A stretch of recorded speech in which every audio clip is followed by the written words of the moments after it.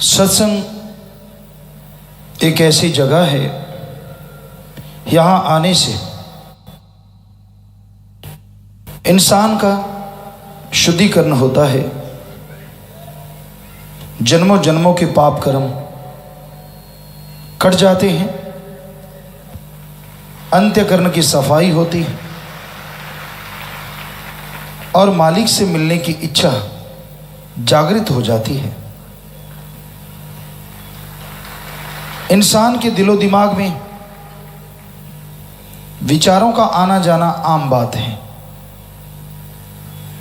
खास बात यह है दिमाग में अल्लाह वाहिगुरु के प्यार मोहब्बत के विचारों का आना।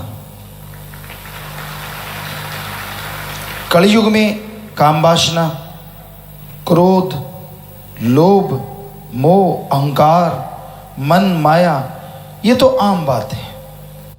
ये तो विचार चलते ही चलते हैं, पर इन विचारों का काट करके जब सतगुरु के प्यार मोहब्बत के विचार चलने लगते हैं तो वो खास बात हो जाती है।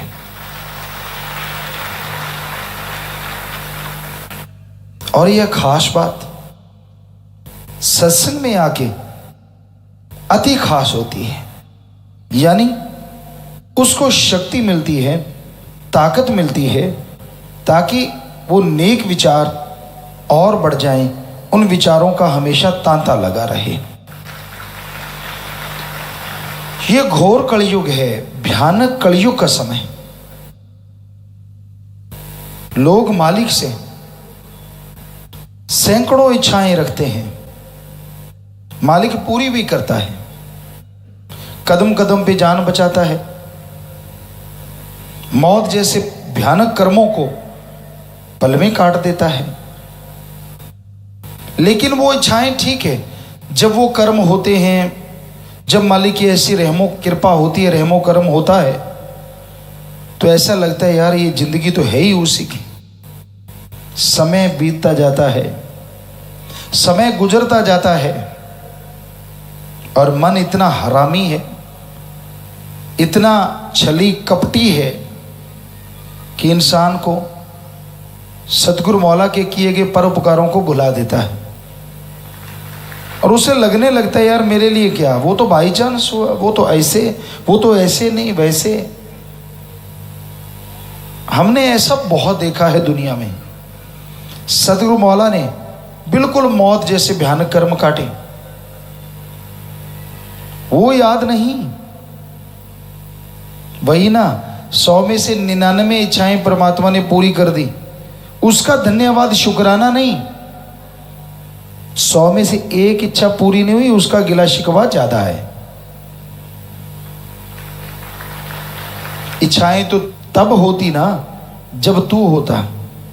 याद कर वो मौत जैसा कर्म, याद कर वो भयानक कर्म, अगर उसमें तेरा कुछ हो जाता तो इच्छाएं कहां से रखता। मौत जैसे भयानक कर्म जब कटते हैं, चाहे आपके पास अरबों खरबों रुपए हों, सारे लगा दो तो भी जिंदगी खरीद नहीं सकते आप। तो जिस दाता ने जिंदगी बख्शी हो, अल्लाह वाहिगुरु राम गौड़ खुदा रब ने, उसका शुक्राना तो आदमी को कभी भूलना ही नहीं चाहिए। अगर वाकई आदमी है, अगर वाकई इंसान है और इंसानियत है, तो उसका शुक्राना सारी जिंदगी करते रहो तो भी कम है,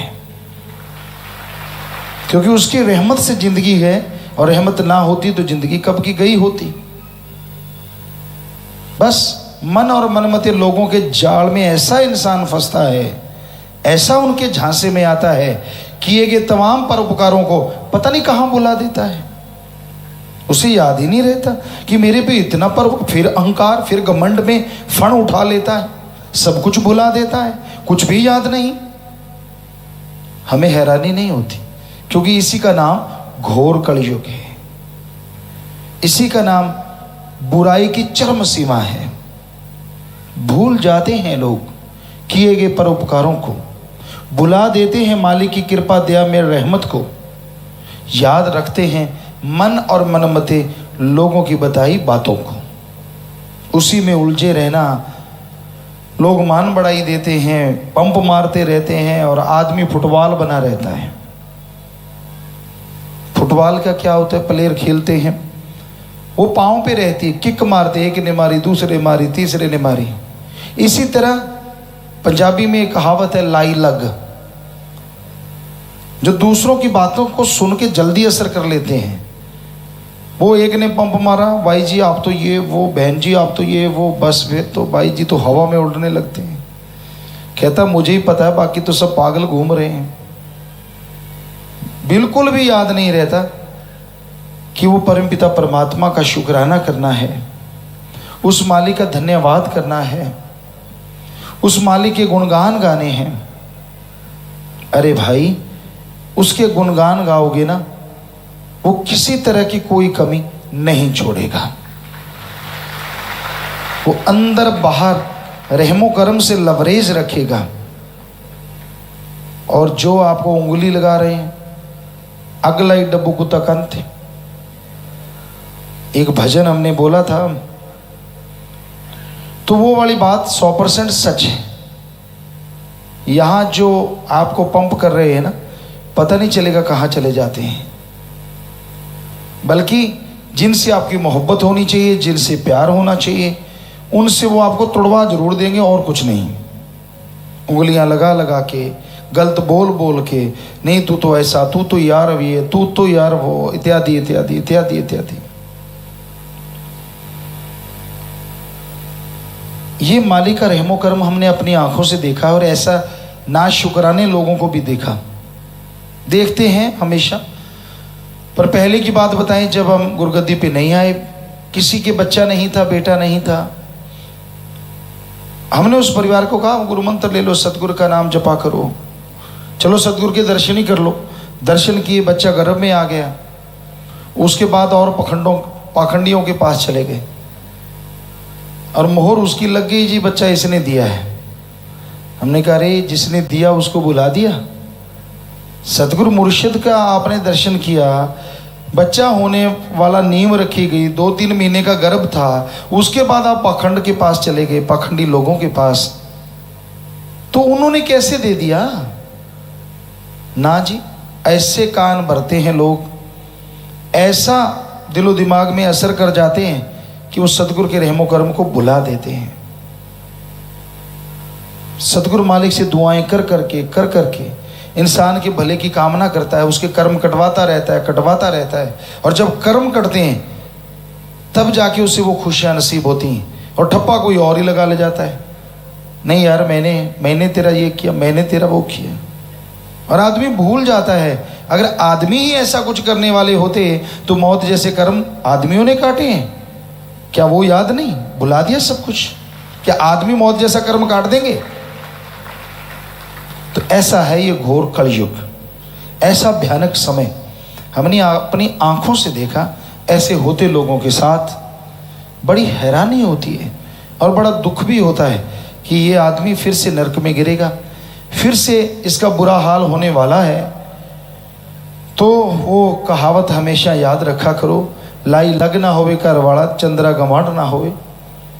कि ऐसे पड़ोसी ना हो जो उंगली लगाई रखें, और ऐसा घरवाला, क्योंकि वो तो जीवन साथी होता है, जिसको उंगली लगाई किसी ने तो आके घरवाली को पीट दिया, पुराने टाइम की बात, फिर उंगली लगा दी दूसरे ने, फिर पीट दिया। कि ऐसा इंसान होना नहीं चाहिए कानों का कच्चा जो दूसरों की बात सुने। दृढ़ यकीन हो, इतना दृढ़ यकीन कि भगवान भी आके कहे तो वो भी उस सतगुरु मुर्शिद के रूप में आके कहे तो यकीन करो, आदमी की तो बात छोड़ो। तो इसलिए आदमी आदमी है, कोई भगवान नहीं होता। भगवान तो सबके अंदर रहता है, मालिक तो सबके अंदर रहता है। सो मालिक की सुनो, अपने गुरु मुर्शिद कामिल पीर फकीर की सुनो, बाकी भाई अपने दिमाग का इस्तेमाल किया करो। इसको गिरवी मत रखो, फुटबॉल मत बनाओ, जो मर्जी आए ठोकर मारे और आपके पंप भर के बस चल जी। क्यों ऐसे क्यों हो जाते हैं आप? अपने जमीर से काम क्यों नहीं लेते? क्यों नहीं आत्मा से काम लेते, अपने दिमाग से काम लेते? तो भाई हमारा तो काम समझाना है कि हम पे ना गुस्से होते रहना। वैसे कोई फ़र्क नहीं पड़ता, हम समझाना बंद नहीं करते, बेफिक्र रहो, हमारी तो ड्यूटी है। हमने तो कहते रहना, आप गुस्से हो तो भी ठीक है, और आप अगर ये हमारी बात सुन के अपने आप को सुधार के आगे बढ़ोगे तो पता नहीं मालिक आपकी कितनी झोलियां भर देगा और आप माला माल हो जाएंगे। क्योंकि बताना हमारा फर्ज है, हमारी ड्यूटी है। वो बेपरवाह जी ही जो बात कहते हैं वही आपकी सेवा में रख देते हैं। सो अमल किया करो ताकि बुराइयों से आपका पीछा छूट जाए, मालिक की खुशियों को हासिल करो, मालिक के रहमो करम के हकदार बनो।